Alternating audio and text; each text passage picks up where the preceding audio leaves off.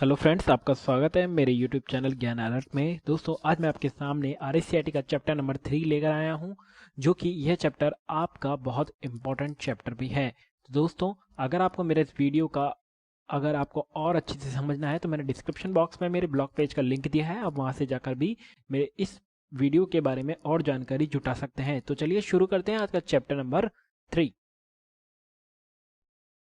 अब आता है चैप्टर नंबर 3 के अंदर टॉपिक ऑपरेटिंग सिस्टम।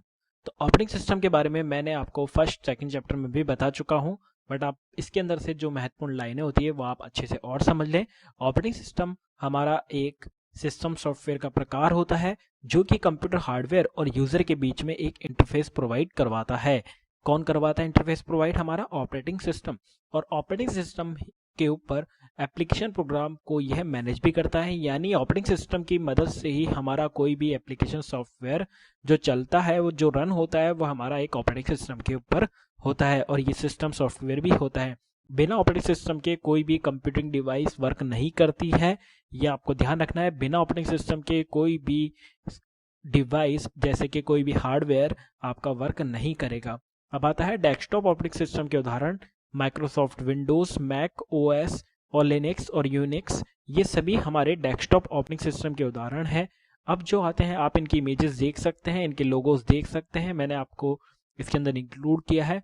फिर आता है मोबाइल ऑपरेटिंग सिस्टम के कुछ उदाहरण। तो मोबाइल के जो ऑपरेटिंग सिस्टम के उदाहरण होते हैं, एंड्रॉइड होता है, विंडोज होता है, iOS होता है, सिम्बिन होता है। विंडोज मोबाइल भी आए थे, जो कि एक मोबाइल ऑपरेटिंग सिस्टम के अंतर्गत भी यह आते हैं। तो आपको इनके लोगोस के जरिए आपको इनको ध्यान रखना है। तो ये था हमारा ऑपरेटिंग सिस्टम। अब आता है नेक्स्ट टॉपिक, कंप्यूटर सिस्टम की लेयर। तो कंप्यूटर सिस्टम की 3 लेयर होती है, जिसमें सबसे पहला आता है हार्डवेयर। तो हार्डवेयर हमारा input device, output device, main memory और सीपीयू, ये सभी हमारे हार्डवेयर होते हैं। ये आपको ध्यान रखना है हार्डवेयर के बारे में। Input output, keyboard, mouse, monitor, main memory, RAM, ROM, ये सभी हमारे जो होते हैं वो हमारे हार्डवेयर होते हैं। फिर आता है सेकंड सिस्टम सॉफ्टवेयर। इसमें process management, memory management, input output control management, file management, सभी तरह के वर्क ये हमारा करता है, जो कि सिस्टम सॉफ्टवेयर के अंदर आते हैं। फिर आता है एप्लीकेशन सॉफ्टवेयर, जो ये यूजर की जरूरतों के उपयोग में लाया जाता है, मतलब जिस यूजर को जो भी नीड है उस हिसाब से ये अपने सिस्टम के अंदर अपनी एप्लीकेशन को डाउनलोड करता है। तो ये हमारी कंप्यूटर सिस्टम की 3 लेयर है, हार्डवेयर, सिस्टम सॉफ्टवेयर और एप्लीकेशन सॉफ्टवेयर। आपको इसमें ये देखना है कि कंप्यूटर की लेयर जो होती है वह कितनी होती है और ये कौन कौन सी होती है। चलिए देखते हैं नेक्स्ट टॉपिक। अब टॉपिक आता है ग्राफिकल यूजर इंटरफेस। तो ग्राफिकल यूजर इंटरफेस बहुत इंपॉर्टेंट है। इसके अंदर आपको इसके फुल फॉर्म को याद रखना है और ये समझना है कि यूजर को ग्राफिक आइकन का प्रयोग करके अगर कोई भी सॉफ्टवेयर को वो आसानी से स्टार्ट कर सकता है, इंटरेक्ट कर सकता है, वह सभी हमारे ग्राफिकल यूजर इंटरफेस के अंतर्गत आते हैं। इसके अंदर आपको विंडोज के वर्जन, लिनक्स और यूनिक्स, ये सभी हमारे ग्राफिकल यूजर इंटरफेस होते हैं। आपको इसकी इमेज देख सकते हैं, ये फोटोशॉप का आइकन है, विंडोज का आइकन है, जिनको आपको खाली क्लिक करना पड़ता है और इसका जो भी सॉफ्टवेयर होता है वह स्टार्ट हो जाता है। फिर बात करते हैं विंडोज 10 में पर्सनल कंप्यूटर का एक नवीनतम वर्जन है, मतलब विंडोज 10 का जो एक लेटेस्ट वर्जन है, जो कि माइक्रोसॉफ्ट ने डेवलप किया है और इसकी जो लॉन्चिंग जो डेट है वह 29 जुलाई 2015 को रिलीज किया गया है। ये यानी 29 जुलाई 2015 को ये रिलीज किया गया है विंडोज 10। फिर बात करते हैं, आप और भी आइकन देख सकते हैं, ये जैसे ये आइकन्स भी हैं जो कि आपको इंडिकेट करते हैं ताकि आप इनको समझ कर, जैसे अब टेलीफोन का जो आइकन है उस पर आप देख सकते हैं, ये हमारी कॉलिंग वगैरह के काम में आता है। टेक्स्ट मैसेज का जो आइकन होता है हम उसको मैसेज वगैरह के काम में आते हैं। तो ये ग्राफिकल यूजर इंटरफेस जो कि आपको एक तरीके से इमेज शो कराकर आपको पहले ही अवगत करा देता है कि आप क्या चलाने जा रहे हैं। फिर उसके बारे में बात करते हैं, नया बहुत इंपॉर्टेंट है, माइक्रोसॉफ्ट विंडोज के पुराने जो वर्जन है वो है विंडोज, अभी जो लेटेस्ट है विंडोज 10 है, उससे पहले Windows 8, 8.1, Windows 7, Windows Vista, Windows XP, ये सभी जो है आप देख रहे हैं, ये सभी हमारे माइक्रोसॉफ्ट विंडोज के वर्जन हैं। आपको इनको देख लेना है क्योंकि ये को आपको आने चाहिए। हाँ, तो फ्रेंड्स अब आता है विंडोज 10 के बारे में। जो विंडोज 10 के अंदर फीचर्स ऐड किए गए हैं उनको हम बारी बारी करके समझेंगे। जिसमें कि सबसे पहला आता है कंप्यूटर को बूट करना। क्या होता है आप इमेज में देख सकते हैं। कंप्यूटर को शुरू करना और स्टार्ट करने को ही हम बूटिंग कहलाते हैं। आप इमेज में देख सकते हैं, आप यहाँ से स्टार्ट मेन्यू पर जाकर आप अपने कंप्यूटर को शट डाउन और रीस्टार्ट वगैरह आप जो करते हैं उसको हम कहते हैं कंप्यूटर को बूट करना। फिर आता है सेकंड पॉइंट, डेस्कटॉप एरिया। तो कंप्यूटर में जब भी हम कंप्यूटर को स्टार्ट करते हैं सबसे पहले जो हमारे को शो होता है उसे हम डेस्कटॉप एरिया कहते हैं, जिसके ऊपर हमारे आइकन्स वगैरह मौजूद रहते हैं। आप इसकी इमेज देख सकते हैं जिसके अंदर काफ़ी सारे आइकन्स हैं। तो और जो लाल कलर की जो आपको स्क्रीन दिख रही है जिसको हम कहते हैं डेस्कटॉप एरिया। अब आता है टास्क बार के बारे में। यूजर इंटरफेस की स्क्रीन के नीचे की ओर दिखाई देने वाली बार को हम टास्क बार कहते हैं, जिसके ऊपर आप अपने कंप्यूटर में जो भी वर्क आप कर रहे होंगे वो सभी को यह है होल्ड करके पिन करके रखता है। आप इमेज में देख सकते हैं सबसे कंप्यूटर के नीचे वाली बार जिसके ऊपर टाइम वगैरह भी शो होता है, इसे हम टास्क बार बोलते हैं। फिर बात करते हैं आइकन की। तो आप आइकन का डायग्राम देख सकते हैं जो हमने शो करा है, ये सभी हमारे एक छोटी पिक्चर की तरह आइकन होते हैं जिसको आप खाली आपको क्लिक कर कर आप इसको लॉन्च कर सकते हैं। तो ये एक छोटी पिक्चर जो कि एक प्रोग्राम और फोल्डर अथवा प्रोग्राम फंक्शन का प्रतिनिधित्व करती है, रिप्रेजेंट करती है, उसको हम आइकन बोलते हैं। फिर बात करते हैं सिस्टम ट्रे की। तो सिस्टम ट्रे हमारे बैकग्राउंड में रन हो रहे प्रोग्राम को आप इमेज में देख सकते हैं, उसको ये होल्ड करके रखती है जिसे हम सिस्टम ट्रे कहते हैं। जो कि हमारे सबसे टास्क बार जो होती है वहां पर हमारे वॉच होती है, उसके पास में ही आइकन होता है हमारा। वहां पर आप देख सकते हैं कि हमारे कंप्यूटर में कौन कौन से सॉफ्टवेयर अभी रन हो रहे हैं, तो वह आपको जानकारी जिसकी देगी उसको कहते हैं सिस्टम ट्रे।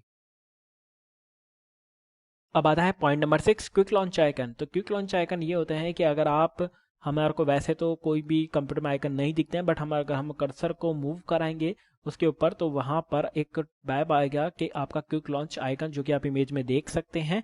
तो ये हमारा क्विक लॉन्च आइकन होता है। शॉर्टकट आइकन हमारा वो होता है जो किसी भी सॉफ्टवेयर को रिप्रेजेंट करता है, तो वह है हमारा क्या होता है शॉर्टकट आइकन, जिसको भी आप अपनी इमेज में देख सकते हैं।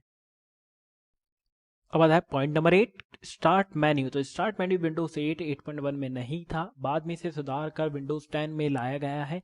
स्टार्ट मेन्यू आप लोग जानते हैं, इमेज में आप देख सकते हैं, जिसके अंदर हम हमारे all programme, Microsoft office, calculator, ये सभी चीज़ें हमारी जिसमें शो होती है, जिसे हम कहते हैं स्टार्ट मेन्यू। इसको आप इमेज में देख सकते हैं। फिर उसके बाद में आता है टास्क व्यू। तो टास्क व्यू हमारा होता है अगर आपने कई सारे एप्लीकेशंस को खोल रखा है, आप एक साथ वर्क करना चाह रहे हैं, मतलब कर रहे हैं, एक नया टास्क व्यू उपलब्ध होता है जिसके आप अपने प्रोग्राम के विंडो के बीच में आप इसको स्विच कर सकते हैं। मतलब अगर आप एक विंडो पर अगर वर्क कर रहे हैं, अगर आप चाहते हैं कि मैं विंडोज 4 पे डायरेक्ट जाना चाहता हूं, तो आप टास्क व्यू का ऑप्शन पे क्लिक करेंगे, जैसे कि आप इमेज में देख सकते हैं। तो आपका इस तरीके से शो होगा सारी की सारी स्क्रीन, और आप डायरेक्ट अपने माउस से क्लिक कर कर आप 5वीं वाली स्क्रीन पर आप जा सकते हैं। तो ये होता है हमारा टास्क व्यू। अब आता है next point, point number 10, multiple desktop. अगर आप कहीं प्रोजेक्ट अलग अलग आप अपने प्रोग्राम का उपयोग करते हुए एक साथ कहीं कार्य करते हैं, तो आपको डेस्कटॉप को जोड़ने का प्रयास करना चाहिए। इसकी वजह से आप अपनी सभी चीज़ों को एक साथ सुंदरता से व्यवस्थित कर सकते हैं। इसका मतलब यह है कि अगर आप जैसे एक डेस्कटॉप से आप कहीं दूसरा अपना पर्सनलाइज डेस्कटॉप बनाना चाहते हैं, तो विंडोज 10 के अंदर ये फीचर आपको मिलेगा जो कि मल्टीपल डेस्कटॉप के नाम से जाना जाता है। जैसे कि आप इमेज में देख सकते हैं, आपको 3 पिक्चर शो हो रही है और नीचे आपके टास्क बार के जस्ट ऊपर एक बार खुल रही है जिसके अंदर आपको डेस्कटॉप 1, डेस्कटॉप 2, डेस्कटॉप 3 की तरह आप वर्क कर सकते हैं। अब इसके बाद में आता है पॉइंट नंबर 11, माइक्रोसॉफ्ट एज। इसके बारे में हम आपको काफ़ी बार बता चुके हैं कि विंडोज 10 में बाय डिफ़ॉल्ट जो ब्राउज़र है वह हमारा माइक्रोसॉफ्ट एज है। माइक्रोसॉफ्ट एज एक ऐसा पहला ब्राउज़र है जो आपको सीधे ही वेब पेज पर नोट लिखना तथा डूडल तथा वेब पेज पर हाईलाइट करने में समर्थन देता है। आप इसका आइकन देख सकते हैं, आपको इमेज में दे रखा है ई, इसका शॉर्टकट आइकन है। आपने विंडोज की जो टास्क बार होती है उसके ऊपर ऐसा आइकन देखा होगा विंडोज 10 के अंदर, जिसे हम माइक्रोसॉफ्ट एज बोलते हैं। अब आता है पॉइंट नंबर 12, विंडोज स्टोर। इस आप लोग सब जानते हैं, आपने इमेज में देख लें, इसमें हम वीडियोस, गेम्स, एप्लीकेशन वगैरह बहुत सारी कुछ चीज़ें आप एक तरीके से डाउनलोड कर सकते हैं। जैसे कि एंड्रॉयड फ़ोन के अंदर प्ले स्टोर होता है, वैसे विंडोज़ 10 के अंदर भी एक प्ले स्टोर होता है जिसका नाम हम विंडोज़ स्टोर बोलते हैं। इसका आप इमेज देख सकते हैं। फिर आता है पॉइंट नंबर 13, कॉर्टाना। तो कॉर्टाना हमारा एक वॉइस पावर्ड पर्सनल असिस्टेंट होता है जो कि विंडोज 10 के अंदर लॉन्च किया गया है। ये हमारे सर्च बॉक्स की तरह कार्य करता है, आप इमेज में देख सकते हैं। जैसे अगर आपको कुछ भी बोलना है, आप बोलकर भी टाइप यहाँ पर करवा सकते हैं। इसे फीचर को हम बोलते हैं कॉर्टाना, जो कि आपके विंडोज 10 के अंदर एक इंक्लूड किया गया है।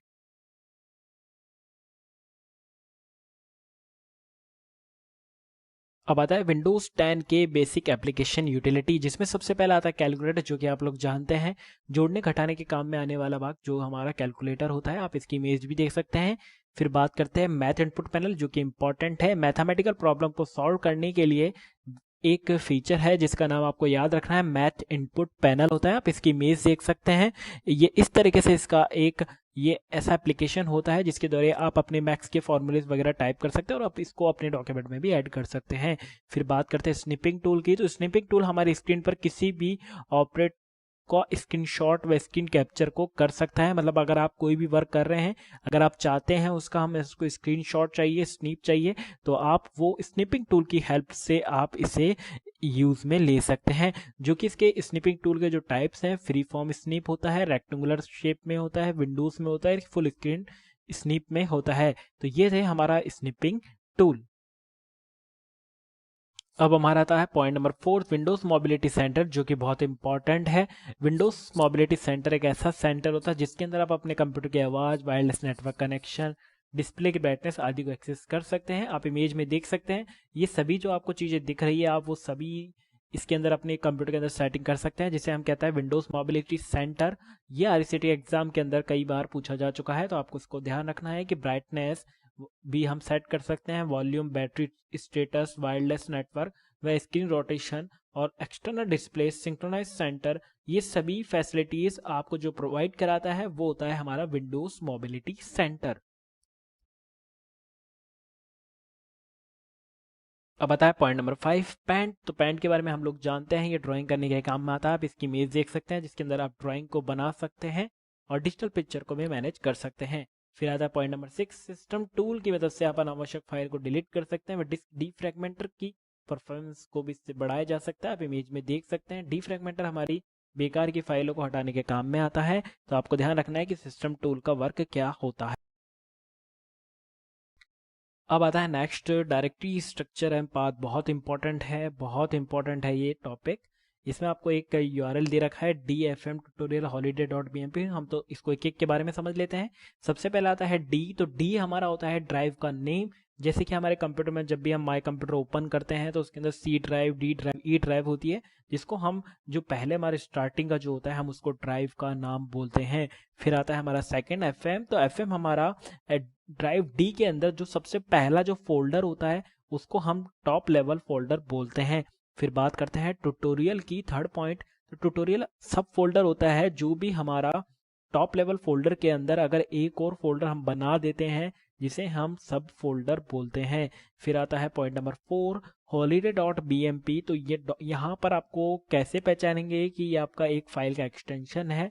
तो यहाँ पर आपको .bmp लिखा गया है, जिससे आप पहचान सकते हैं ये हमारी एक फाइल का पाथ है। तो मैंने आपको पूरा फाइल जो डायरेक्टरी स्ट्रक्चर जो पाथ होता है वो आपको समझा दिया। ये बहुत इंपॉर्टेंट है, आपको इसको अच्छे समझना है। अगर आपको कुछ भी कंफ्यूजन होता है तो आप मेरे कमेंट बॉक्स में इसके बारे में पूछ सकते हैं और मेरे ब्लॉग पेज पर भी जाकर पूछ सकते हैं। अब आता है रिसाइकल बीन। तो रिसाइकल बीन के बारे में हम जानते हैं, हम हमारे कंप्यूटर में कोई भी चीज़ को अगर डिलीट कर देते हैं तो वह स्टोर हमारे रिसाइकल बीन में हो जाती है, जिसे हम वहाँ से अगर हम डिलीट करेंगे तो वह फाइल परमानेंटली वहाँ से डिलीट हो जाती है। आपको रिसाइकल बीन ध्यान रखना है, फोल्डर से जो डिलीट करें फाइलों को स्टोर करके रखता है। और ये भी ध्यान रखना है, अगर हमारे को रिसाइकल बीन में अगर फाइल को नहीं भेजना है, हमें डायरेक्ट डाउनलोड मतलब डायरेक्ट को फाइल को डिलीट करना है, परमानेंटली रिसाइकल बीन में नहीं जानी चाहिए, तो हम शिफ्ट के साथ में डायल बटन को प्रेस करते हैं। फिर आता है एंटीवायरस। तो एंटीवायरस के नाम है नॉर्टन है, अवेरा है, क्विकहेल है, कैस्पर स्काई है, और ये हमारे सभी एंटीवायरस होते हैं। और विंडोज 10 के अंदर जो बिल्ट इन एंटीवायरस है विंडोज डिफेंडर है। मैंने इनकी इमेजेस आपको बता दी है, आप इनके आइकन से भी पहचान सकते हैं, ये हमारे एंटीवायरस होते हैं। हाँ तो फ्रेंड्स, आज का चैप्टर नंबर 3 कंप्लीट हुआ। दोस्तों कैसा लगा आपको मेरा वीडियो, आप कमेंट बॉक्स में लिखिए और मेरे को जरूर से जरूर लाइक भी दीजिए। और अपने जो फ्रेंड आपके RCET पेपर देने जा रहे हैं उनके साथ में मेरा ये वीडियो जरूर से शेयर करें, ताकि उनको काफ़ी हेल्प मिल सकें। दोस्तों अगर आपको कोई भी हिंदी मीडियम और इंग्लिश मीडियम में अगर कोई भी कन्फ्यूज़न होता है तो आप मेरे ब्लॉग पेज पर जाकर आप इंग्लिश के अंदर इसका वीडियो का कंटेंट आपको पूरा का पूरा वहाँ पर मिल जाएगा, आप वहाँ से जाकर भी पढ़ सकते हैं। तो दोस्तों आप मेरा चैप्टर नंबर 4 का वीडियो आने से पहले आप काफ़ी अच्छे लाइक कीजिए, शेयर कीजिए मेरे वीडियो को, ताकि मैं और भी वीडियो आपके सामने रख सकूं।